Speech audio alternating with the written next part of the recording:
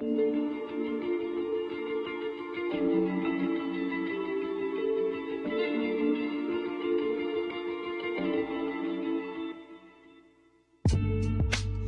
Nikki Giovanni. My poem is Quilting the Black-Eyed Pea. Congratulations to NASA. We're going to Mars for the same reason Marco Polo rocketed to China, for the same reason Columbus trimmed his sails on the dream of spices, for the very same reason Shackleton was enchanted with penguins, for the reason we fall in love. It's the only adventure. We're going to Mars because we have the hardware to do it. We have rockets and fuel and money and stuff. And the only reason NASA is holding back is they don't know if what they send out will be what they get back. So let me slow this down. The trip to Mars can only be understood through Black Americans, I say. The trip to Mars can only be understood through Black Americans.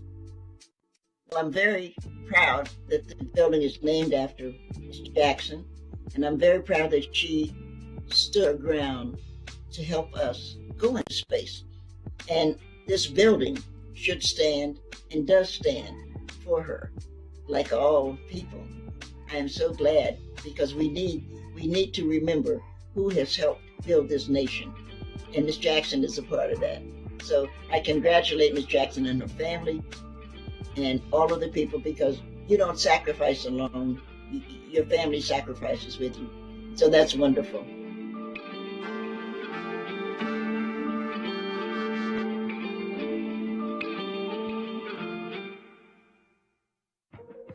Good afternoon, everyone. I'm Abby Phillips, CNN senior political correspondent and anchor of Inside Politics Sunday. It is my pleasure and honor to be with you virtually today and to welcome you to this celebration of the legacy and achievements of Mary W. Jackson. Today, we're joined not only by dignitaries and NASA leaders, but also by members of Mary Jackson's family. And many more are tuning in virtually as well. So thank you all for being here today. Today is an incredibly special day in which we celebrate the extraordinary life of Mary Jackson, a life lived with dignity and determination. But today is also a joyous occasion for women and girls all across this country.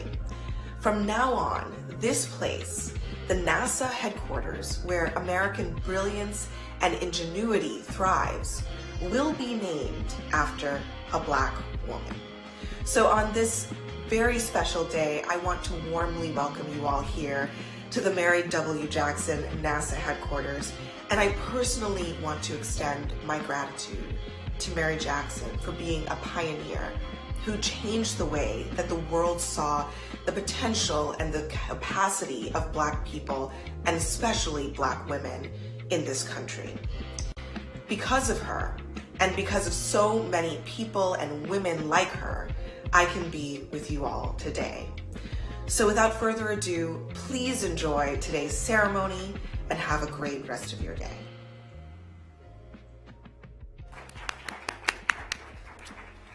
Good afternoon. Director Clayton, members of the Jackson family, Dr. Darden, Deputy Mayor Babers, and distinguished guests. Thank you all for joining us today to honor and celebrate an incredible history maker, NASA's first Black female engineer, Mary W. Jackson. For the official naming of the Mary W. Jackson NASA headquarters today, we ensure that she is a hidden figure no longer. Equal opportunity is the cornerstone of American democracy, and our diversity is one of our country's greatest strengths. But throughout our history, too many have been denied the equal opportunity that our nation stands for. At NASA, we are committed to recognizing and addressing inequities that serve as barriers to inclusiveness and equal opportunity. Jackson's story is one of incredible determination. She personified NASA's spirit of persevering against all odds, providing inspiration and advancing science and exploration. There is no denying that she faced innumerable challenges in her work that would eventually help send the first Americans to space. Today, you will hear about the barriers Jackson overcame in her quest to push the bounds of what Americans knew to be possible. Not least among them were the barriers she faced because of the color of her skin. And yet, Jackson persevered. She published a dozen papers, most focused on the behavior of boundary layer of air around airplanes. I know we're still doing research around boundary layer around vehicles, so I know she was doing cutting-edge research. She studied forces on airplane models by generating winds at almost twice the speed of sound in the 4-by-4-foot, 60,000 horsepower supersonic pressure tunnel. She worked to improve commercial aircraft, analyzing data from wind tunnel experiments and real-world flight aircraft experiments at the theoretical aerodynamics branch of the subsonic and sonic aerodynamics division at Langley.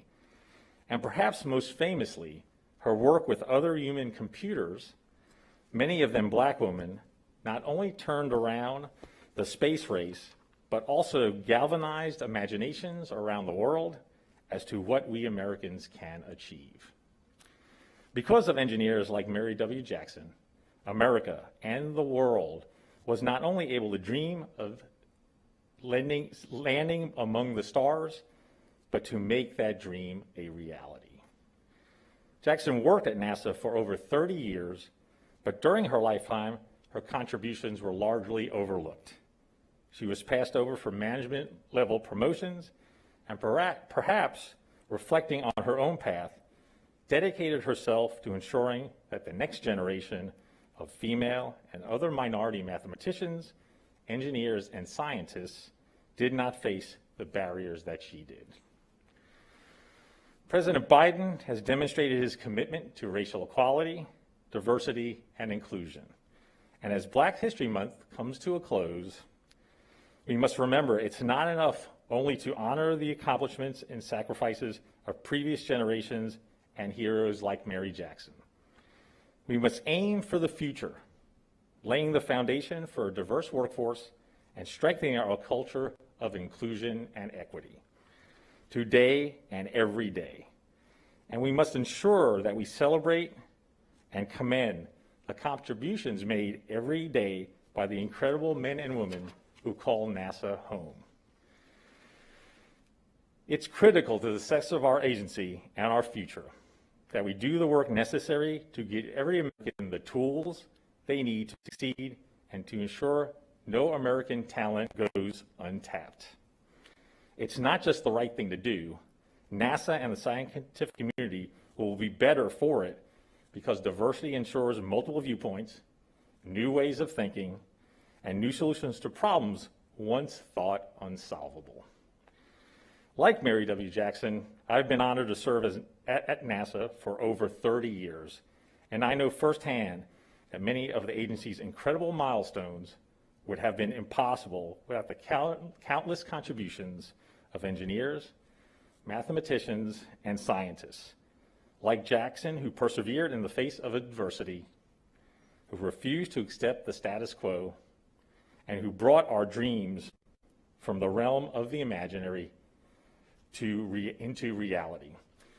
And I just want to reflect on the last year, which has been a really challenging year, and just express my gratitude to the leadership at NASA for the conversations we've had starting last spring around diversity, equity, inclusion, and the challenges that African Americans face in this country today and within NASA.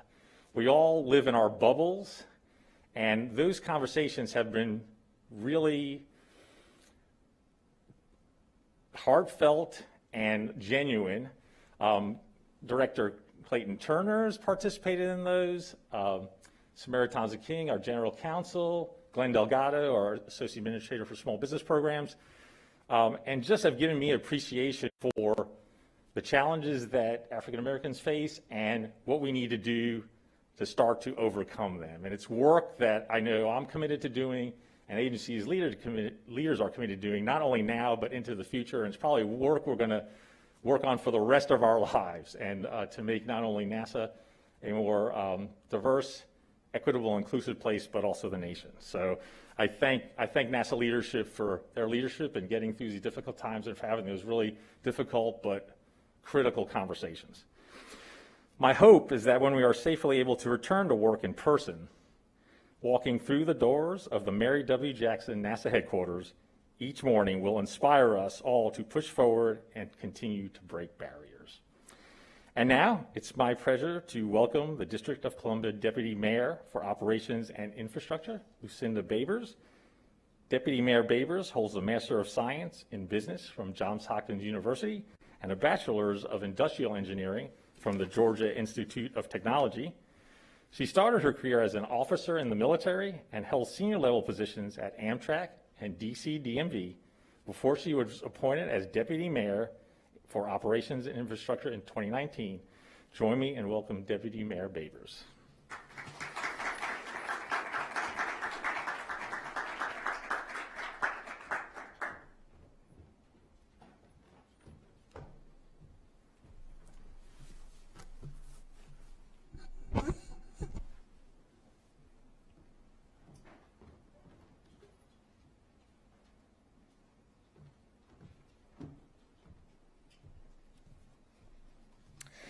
Thank you, Steve. Hello, I'm Lucinda Babers, Deputy Mayor of Operations and Infrastructure for the District of Columbia. On behalf of Mayor Muriel Bowser and the more than 705,000 residents of the district, which will soon be the 51st state, I am pleased to be with you on this very special day. I bring greetings to all attendees in this great slate of speakers who will share the legacy of Mary W. Jackson, her beloved family members and friends, her NASA family, elected officials, and many more. And I love the different forms this tribute is taking, from the profound poetry of Nikki Giovanni to the inspiring art of African-American women commissioned by Events DC. It's most fitting that on the close of Black History Month and on the cusp of Women's History Month, we are celebrating renaming of this building to the Mary W. Jackson NASA headquarters. As I walked toward the building along Hidden Figures Way this afternoon, I reflected on how, thanks to the paths laid by Mary Jackson and countless others, the world is a much different place than it was 70 years ago when Miss Jackson was first hired by NASA. Then, segregation and discriminatory practices were the rule of the day. The fight for freedom occurred not just in the streets, but as Miss Jackson's life showed, it also took place within the system. She turned it inside out so that more African Americans and women could excel. As a result, successful Black women are no longer hidden figures. We are very visible monuments to success. We include the Vice President of the United States, the Mayor of the District of Columbia, and even me, a deputy mayor who, like Mary Jackson, is a Southern girl with big dreams to make this world a better place. In closing, it is most fitting that Ms. Jackson's legacy includes her name on this building, in the heart of the nation's capital, one of the most diverse cities in the nation and home to strong leadership by African American women in all walks of life. African American girls now know they can reach the moon and stars due to Ms. Jackson. Now I would like to introduce our next speaker, Congressman Bobby Scott, who will be appearing via video. Representative Scott has represented Virginia's 3rd Congressional District in the U.S. House since 1993. He is the first African American elected to Congress from Virginia since Reconstruction, and only the 2nd African American elected to Congress in Virginia's history. Ladies and gentlemen, I present to you Representative Bobby Scott. I met Mary Jackson in the early 1970s after I came back from law school and was invited to serve on the advisory board of the local Continental Societies, a women's organization providing services to children, particularly those with special needs. I kind of knew that Mary Jackson worked at NASA, but just like everybody else, she was a hidden figure in terms of the contributions she made to the space program. President John F. Kennedy said something like, "A nation reveals itself not only by those it produces, but also by those it honors and those it remembers." Naming this building after Mary Jackson reveals a lot about our country. Good afternoon. Acting Administrator Jerzyk, Deputy Mayor Bayers, members of the Jackson family, distinguished guests. My name is Clayton Turner. I'm the director of NASA's Langley Research Center in Hampton, Virginia. It's my honor and privilege to share some thoughts about someone who was a true pioneer for our agency and our nation. We're here to pay tribute to a person who blazed trails but didn't boast, a high achiever who never sought attention or accolades. Instead, she used her success to help countless others to follow in her footsteps. She helped others find their path forward. Mary Winston Jackson was a hero. Looking back on her remarkable life, we can see some of the roots of her greatness. Born April 9, 1921 in Hampton, Virginia, she was a daughter of Frank and Ella Scott Winston. Her family was active at Bethel AME Church in Hampton. Mary attended the all-black George P. Phoenix Training School and graduated with honors. From there, she entered what was then Hampton Institute, now Hampton University, where she joined Alpha Kappa Alpha sorority. Mary graduated in 1942 with degrees in both mathematics and physical sciences. Mary tried various jobs before finding her place where she would ultimately make her mark. She worked as a teacher, a receptionist, a bookkeeper, and was a homemaker for a while after the birth of her son. But Mary wasn't done. She had more to do. Her turning point came in 1951. She accepted a position as a mathematician with the National Advisory Committee for Aeronautics, NASA's precursor, as part of the segregated West Area computers. After 2 years, Mary took a computing position in Langley's 4-foot by 4-foot supersonic pressure tunnel. There she got hands-on experience, and she excelled. Her boss encouraged her to enter a training program that would allow her to earn a promotion from mathematician to engineer. What happened next is now well known. Because Hampton Public Schools were segregated at the time, Mary had to petition the city for the right to take classes alongside white students. Thanks to what was described as a quiet but commanding nature, she got the petition approved.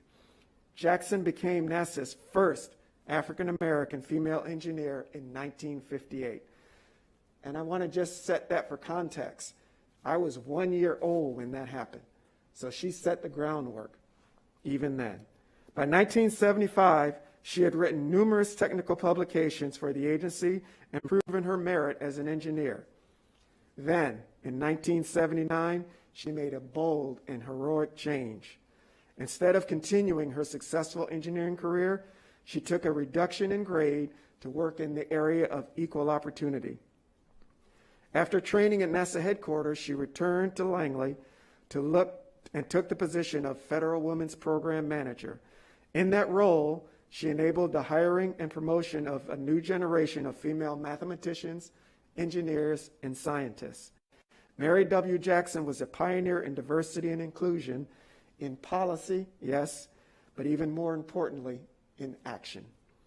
She retired from NASA in 1985. She passed away on February 11, 2005. Mary W. Jackson was a pioneer who dared to challenge convention. She had the courage to fight inequality. And when she emerged victorious, she spread the benefits far and wide. Throughout her life, she made a positive impact in the lives of her fellow citizens. She was active in the Girl Scouts for decades, influencing thousands of young women.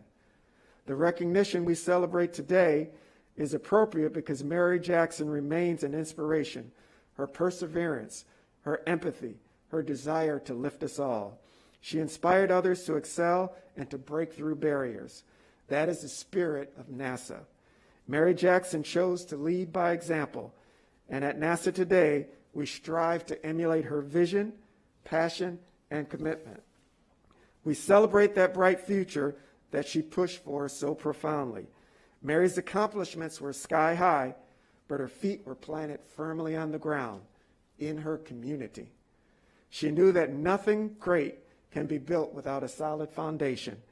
So she rolled up her sleeves and she built the best foundation possible. We honor Mary Winston Jackson by adding to that foundation. This headquarters building, bearing her name, will be a shining symbol of her will to push beyond barriers for the benefit of all.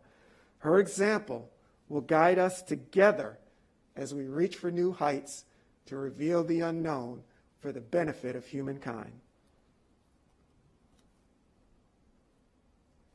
So now I have the honor of introducing our next speaker, Langley's formerly hidden figure, Christine Darden. Christine joined the agency as a human computer in 1967. Over a 40-year NASA career, she took on leadership roles including technical leader of NASA's Sonic Boom Group in the High Speed Research Program and director of the Aero Performing Center Program Office. She was the first African-American woman at Langley to be promoted to the Senior Executive Service. For the non-NASA government folks, Senior Executive Service is the highest civilian rank in the government. She authored many publications in the field of high-lift wing design and supersonic flow, flap design, sonic boom prediction, and sonic boom miniaturization.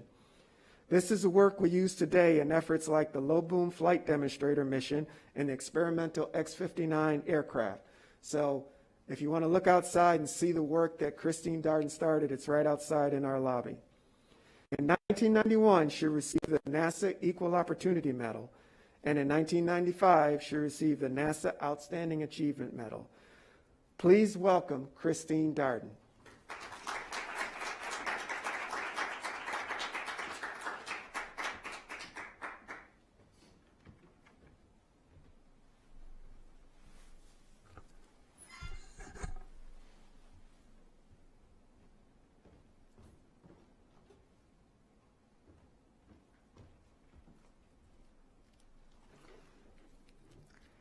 Good afternoon. Director Turner, Acting Administrator Jerzyk, members of the Jackson family, and other distinguished guests. It's indeed an honor for me to be here today as NASA recognizes Mary W. Jackson in this very auspicious way for her work within NASA and her efforts in mentoring and guiding so many young people in this country. I'm the fourth hidden figure in Margot Shetterly's book, Hidden Figures. I was not in the movie. I came to NASA about 24 years after Dorothy Vaughan, 16 years after Mary Jackson, and 14 years after Katherine Johnson. Two things I like to remember about my introduction to the space program were, one, my assignment on October the 5th, 1957, to get the morning newspaper into the school library down in Asheville, North Carolina. The headline was, Soviets fire Earth satellite into space. It's circling the globe at 18,000 miles per hour and has made 4 crossings over the U.S. in the last 24 hours. Of course, that was Sputnik. I was then a senior in high school. The second occasion was in spring of 1962, when along with Katherine Johnson's daughter, Joylette, and Mary Jackson's niece, Ann Winston, we all stood along Queen Street near Hampton Institute to view one of John Glenn's victory parades after he successfully orbited the Earth and his safe return to the Earth. The three of us were seniors and classmates at Hampton Institute, soon to become graduates in the class of 1962. After falling in love with physical science in the 9th grade and playing geometry during my junior year in high school, I came to Hampton Institute with hopes of becoming a mathematician. My dad called and suggested that I change that to teacher education in mathematics and physics, which I did. To do both, I took many extra high-level math courses just before I graduated to start teaching. My mother at that time told me that I needed to learn to speak up and talk to people. Speaking up led me to Virginia State College 2 or 3 years later, where I did research in aerosol physics and got a master's degree in applied mathematics. I was then hired by NASA. I was assigned to the reentry physics branch of the high-speed aerodynamics division. This was at the beginning of the Apollo program. I was working with several ladies who had worked with Mary in the West computers. Speaking up again a few years later led me to a 20-year career in supersonic wing and flap design and sonic boom minimization, and a doctorate in mechanical engineering, in addition to several leadership positions. When I first met Mary, I learned that she was the first African-American female engineer at Langley, and that she spent quite a bit of time speaking to school students in Hampton and Newport News schools. What kind of jobs were available at NASA? How did one prepare for them? Those school talks were profitable. I've heard several Langley employees say that they became engineers because they heard talks from employees just like Mary. About that time, many African-American professionals at Langley learned that a Black Technical Society had a state charter in the city of Hampton. Mary and Catherine, along with the rest of us, got together and renewed that charter and activated the chapter at Langley. Working with students was the primary target of the National Technical Association. Math contests were sponsored for middle school students to help the students with math skills and confidence in taking tests. SAT tutorials were sponsored for high school students who were approaching graduation to help them with test-taking skills, knowledge, and confidence. One of the largest programs was the annual technical symposium for college students in HBCUs in Virginia, North Carolina, Maryland, and DC. Students gave technical talks on research and work they had done during the summer internship programs or positions. They were judged and they were given awards.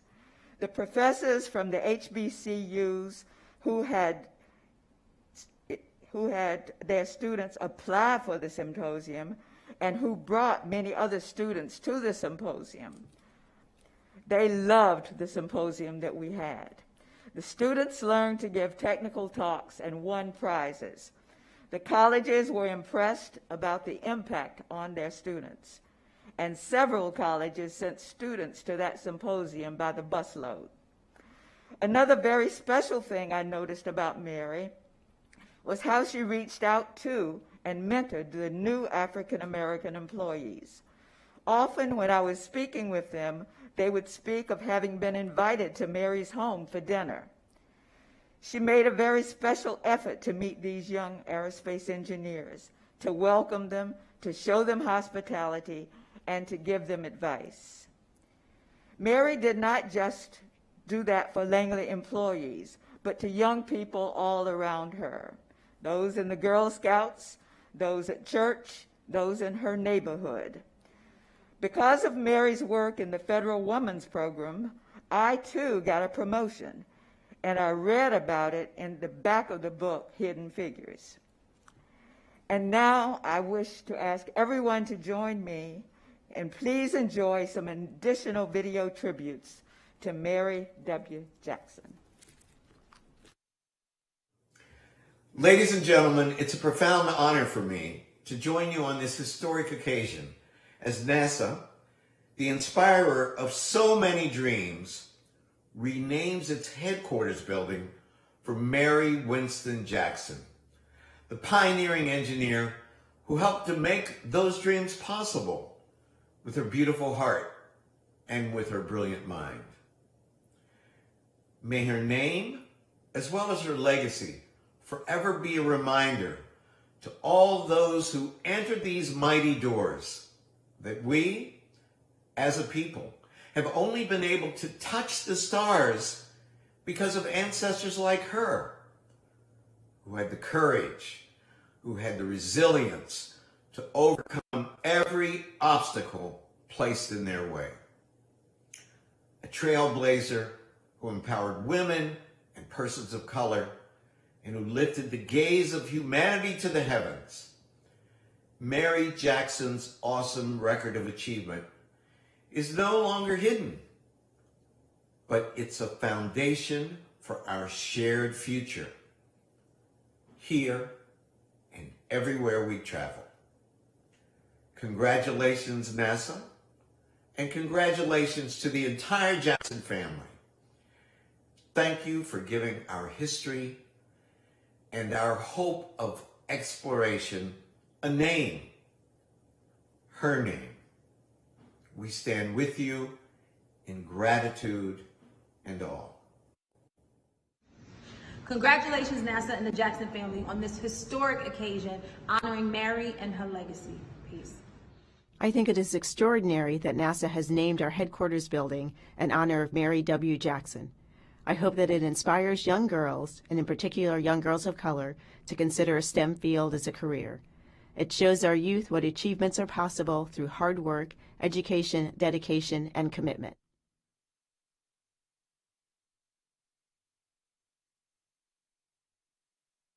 I knew that this was somebody that I needed to highlight and to honor through this portrait. This was a woman. This was NASA's first Black female engineer that had accomplished so much and whose achievements hadn't been known by the general public for far too long. I wanted to create a piece that represented and celebrated and honored Mary Jackson. Really see the woman not only that we're celebrating now, but what it took for her to get there. To be even a Black artist making artwork about space. It's because of her triumphs and it's because of her legacy that she left behind.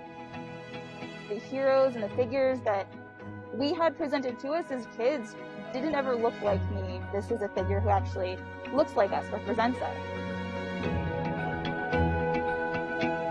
When you look back at history, there's the time, there's the dates. Art is the color or the sound and the emotions that encapsulate the moment. It's the real human experience that happens as time passes.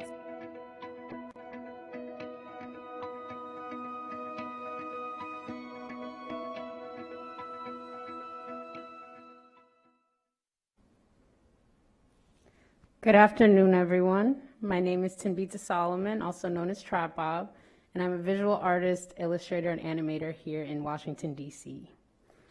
My work is artistically styled, bold, loud, and colorful, and often centers themes of representation and social justice.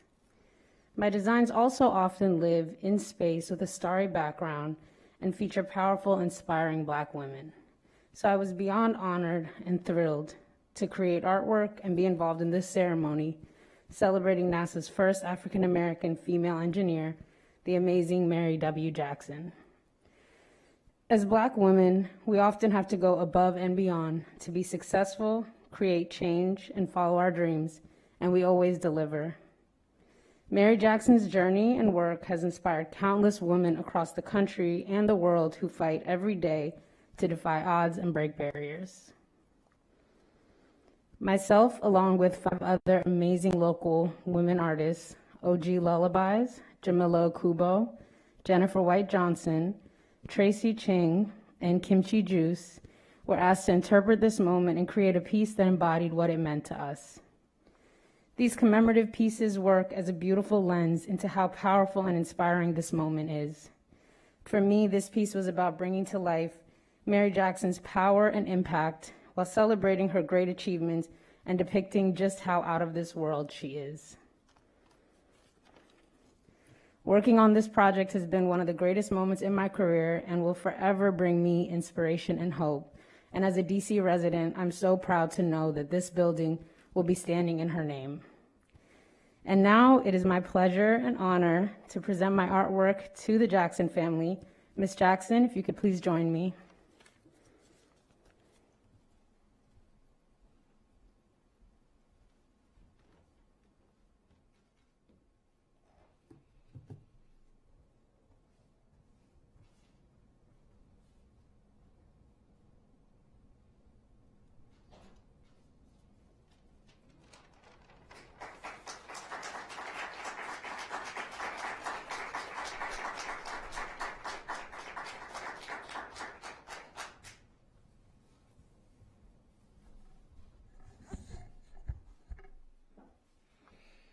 Thank you.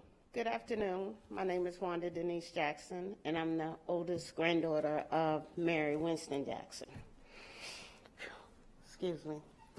She was the youngest of 12. Mother passed when she was 2 years old, so her siblings had to raise her and carry her through her education, make sure she got her degrees.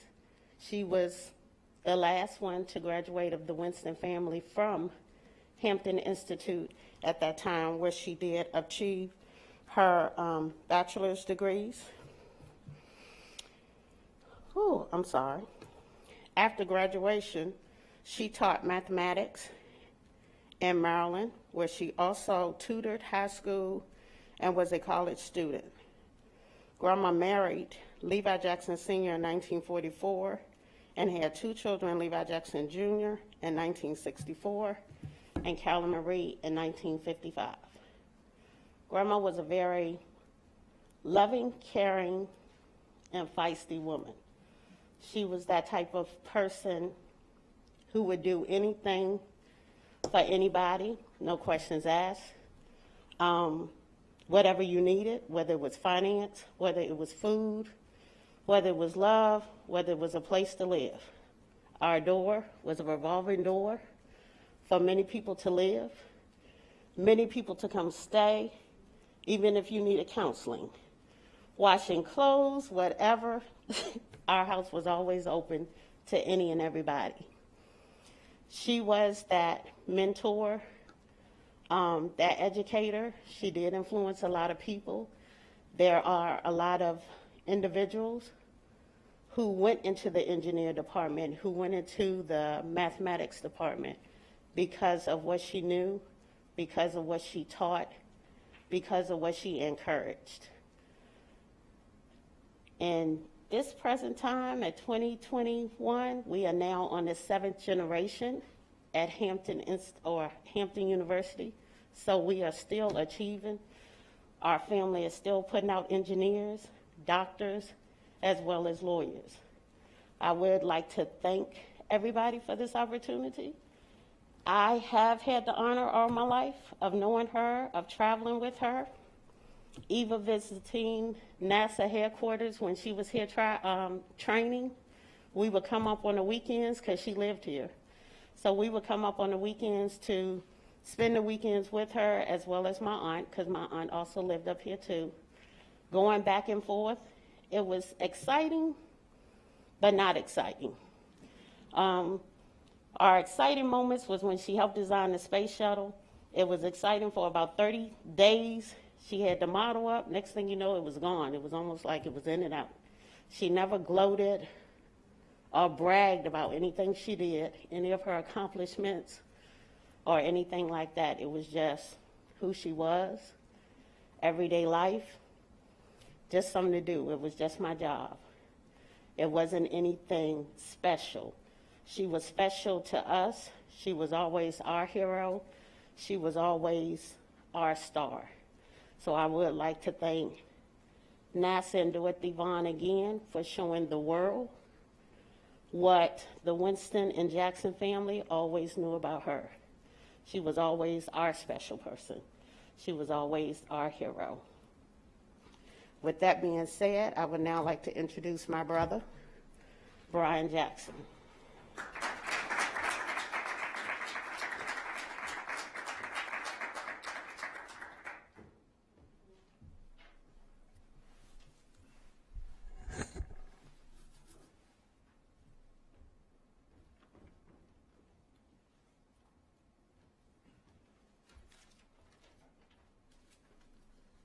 Good afternoon, everyone.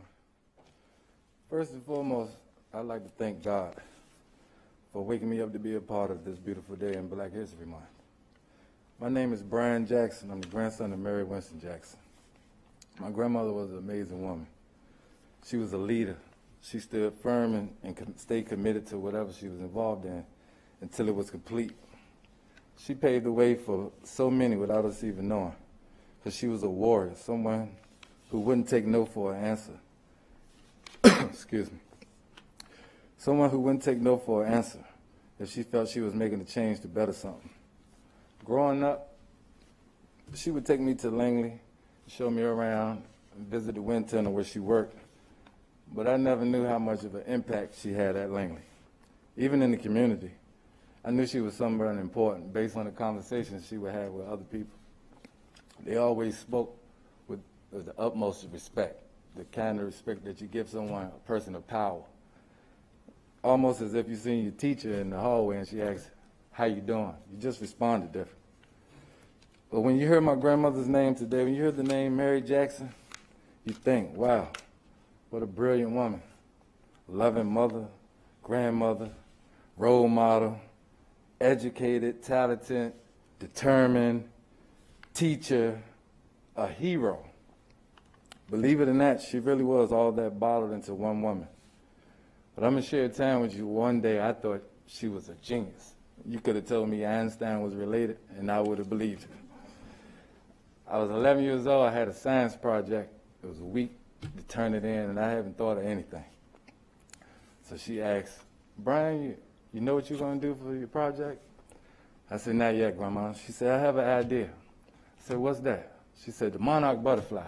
Immediately, I started thinking, I can't go to school with a butterfly. My kid, the classmates gonna laugh at me. But I couldn't go without a project neither. So I researched the butterfly and come to find out the butterfly was pretty interesting. To me, it was a bad butterfly. It had eastern and western monarchs. They feed off of these milkweeds, and they put poison, they store poison in their body, and they fly around taunting other animals. If you mess with me, I'm gonna poison you.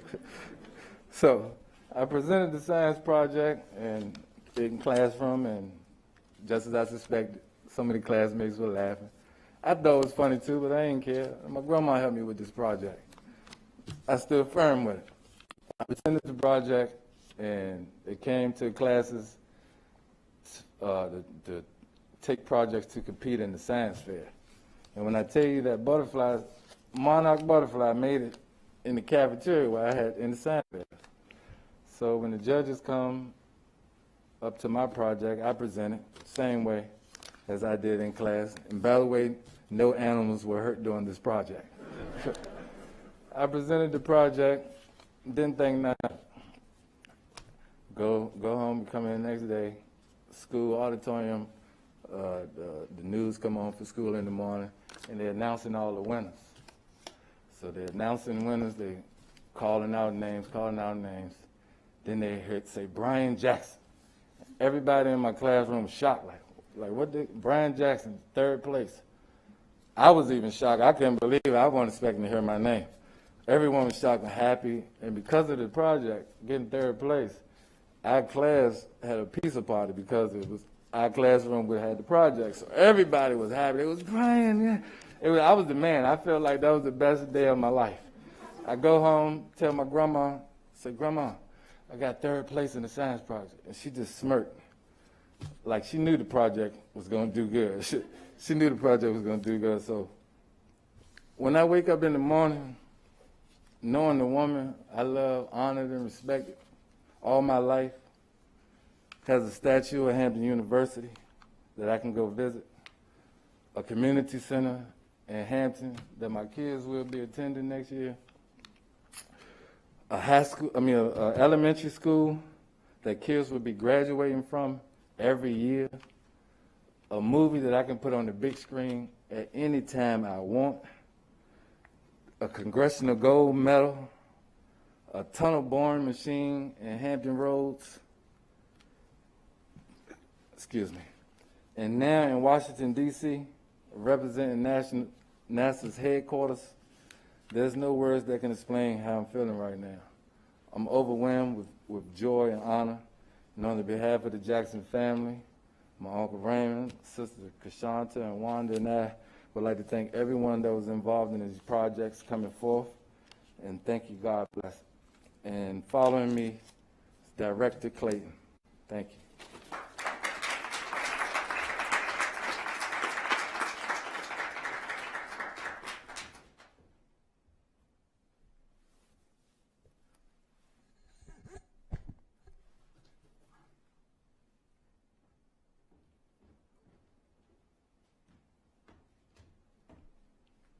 So given we're in the nation's capital, I'd really like to yield my time to Brian because I could have heard more of that. Thank you for sharing those stories. That was very personal and heartfelt, so I was right there with you. So now please join me in enjoying the reflections of Mary W. Jackson's lasting influence and impact. And after that, we'll have the unveiling ceremony outside the building. I first met Mary Jackson in March of 1962 when I came to NASA Langley as one of the first 4 black engineers. So it was a time of frustration many times, but it was a time of overcoming all of the obstacles that people placed in our way to become full-fledged engineers with the ability to work on critical national programs like the space program. Many of the engineers and scientists did not think of us as qualified or worthy to be engineers in such an important national program. Mary Jackson was able to dispel from the standpoint not of my co-workers' attitudes or her co-workers' attitudes, but because of our own attitudes and how we should conduct ourselves. It was always move forward, do your job, be the best you can be, and we'll all be okay. And that's what I take from Mary Jackson's life and her interaction with me. And I truly appreciate all of the things she did for myself and my family, my community, what she did for NASA. As a young black engineer at NASA Langley, there aren't many of us there, and so you try to look for the other African American engineers there.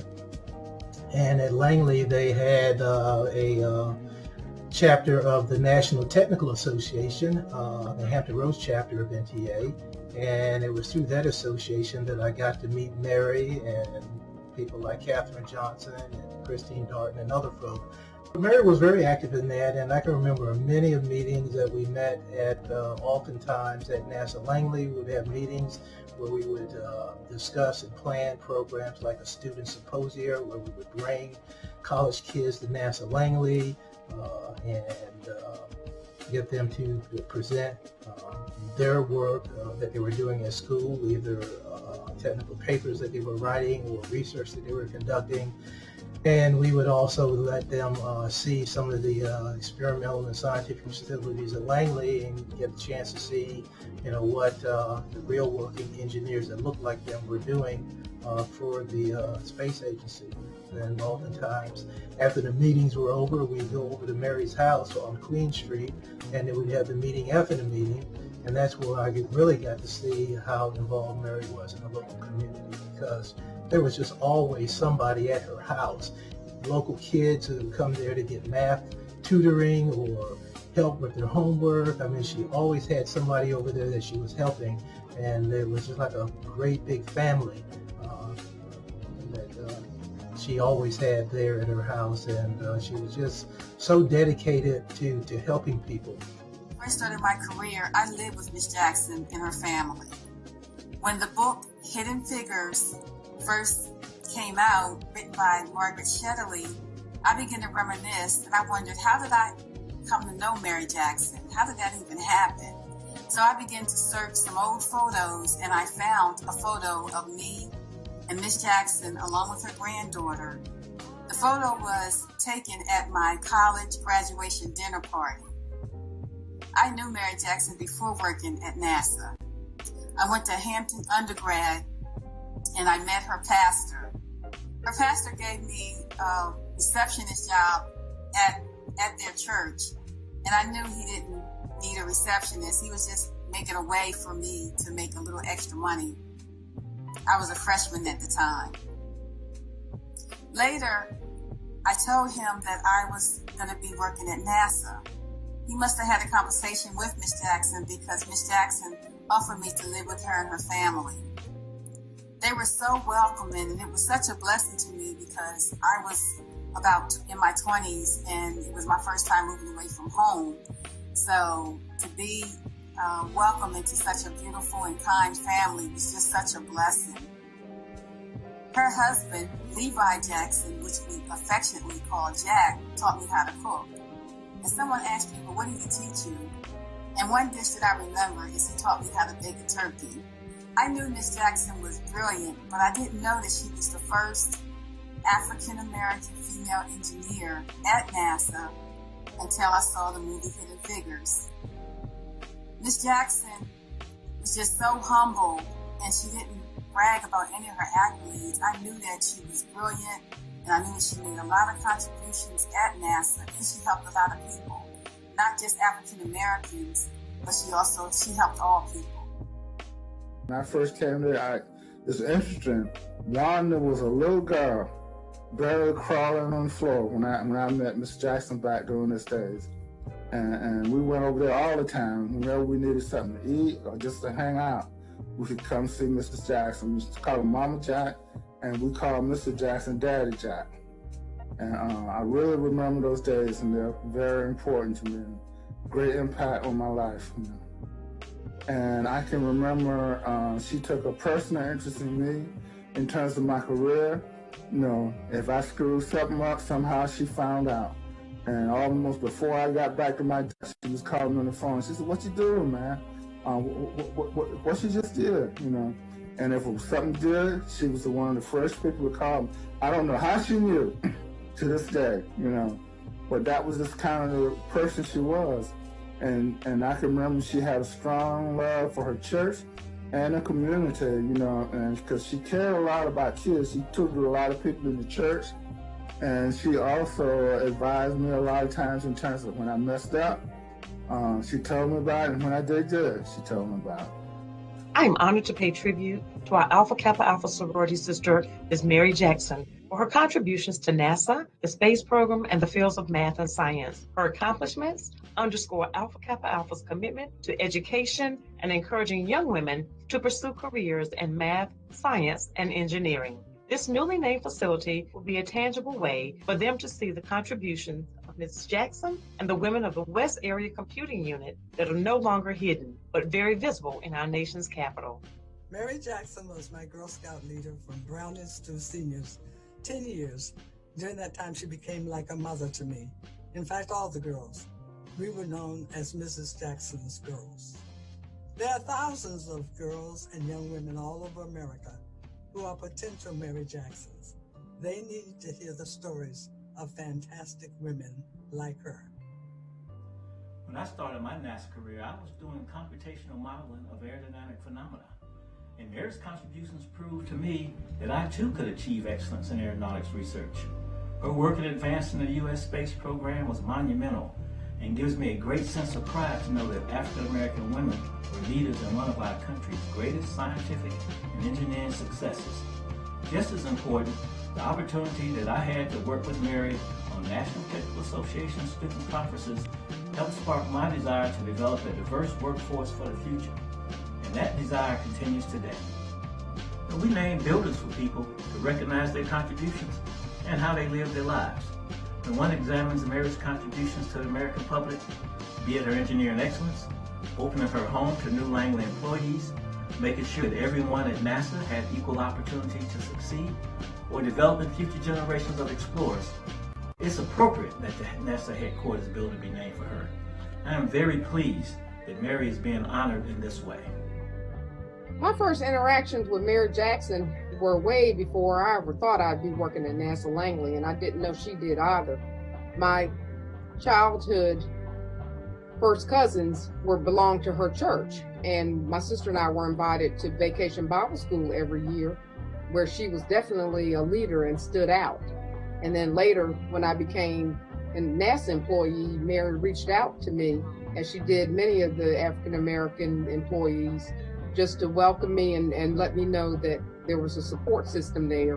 And she also encouraged me to join the National Technical Association and get involved and making sure that I published and went to the technical conferences. You know, it's been said that every aircraft that has flown has gone through the wind tunnels at NASA Langley. So the way I see Mary's contributions is that her fingerprints is on just about every aircraft that flies in the world. So and to think that is something that was done, her contributions were done by someone who looks like me. I want to see girls who look like Mary become the next generation of scientists and engineers and whatever. But you really need those role models in order to capture the minds of folks in the 3rd and 4th grade, so that they can see, yes, I can do this. It's so important that we learn how to reach back and bring people up with us. And Mary Jackson and the other hidden figures and the other African American males, it was a community and it was a family, and we knew that we had people there that were looking out for us, even if they never said anything. They knew who we were, they knew where we were, they stepped in to give us advice when we needed it, and they were there for us when we sought it out. And it's so important for people that are working now to understand that no man is an island. You don't get anywhere without having people around you to make you whole and to guide you. And it's so important that all of us continue the legacy of these people that have come before us, that we're standing on their shoulders, to continue to reach out and make sure that we see the talent. There's talent everywhere. Every human being has something to give. You have to bring everyone along. Mary Winston Jackson, a wife, mother, sister, and family and church. Quiet, energetic, humble, a beautiful person inside and out. I had the opportunity to be with her as semi-caregiver when her health began to fail. Mary's homegoing service held February the 17th, 2005 at Bethel. Pastor Andre P. Jefferson Sr. chose the topic, A Queenly Woman for Such a Time as This. Throughout their lives, Mary Winston Jackson, a true trailblazer.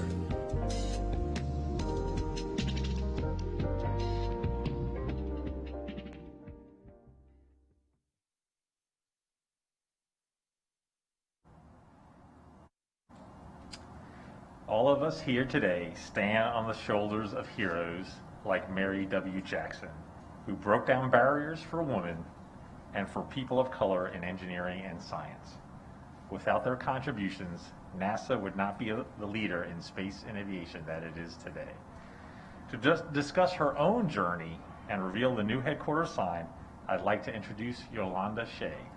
Yolanda Shea is the project sciences for the Clario Climate Absolute Ratings and Refractivity Observatory Pathfinder mission, and is a research scientist at NASA Langley Research Center. Her research has focused on what is required for robust monitoring of Earth's changing climate. In recognition of her technical and community service achievements, She was a recipient of the prestigious Presidential Early Career Award for Scientists and Engineers in 2019. Yolanda.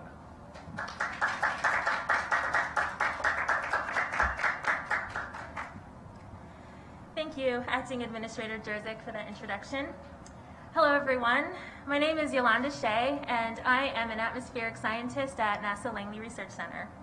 I'm proud and excited to be a part of today's historic event. You may not be able to see it, but I have a big smile on my face. I'm the project scientist for Claria Pathfinder. It's a climate observing mission that will take unique, high-accuracy measurements of sunlight reflected by Earth back to space.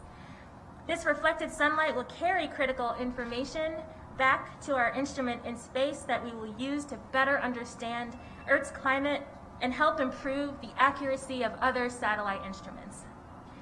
As I go about my research, lead and support my team, and advocate for our mission, I focus on the important tasks in front of me.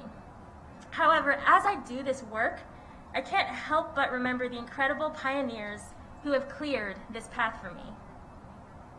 Because of how important their examples have been to me, I do my best to serve as an example for those who will become tomorrow's leaders. In an earlier time, my career at NASA would not have been possible. Thanks to the vision and fortitude of many, we've seen progress. Today, the barriers I'm breaking down for future generations are smaller than those from the past, thanks to the legacy of strong, passionate people like Dorothy Vaughan, Katherine Johnson, Christine Darden, and of course, Mary Jackson. It's a legacy of ambition and bravery, and one of equity, kindness, generosity, mentorship, and belief in our nation's future and in the future of mankind. With that, I'd like to invite members of Mary Jackson's family, Brian and Raymond Jackson, to join me as we dedicate this building in her honor.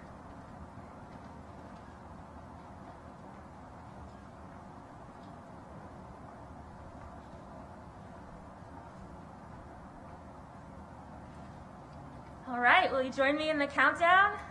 3, 2, 1.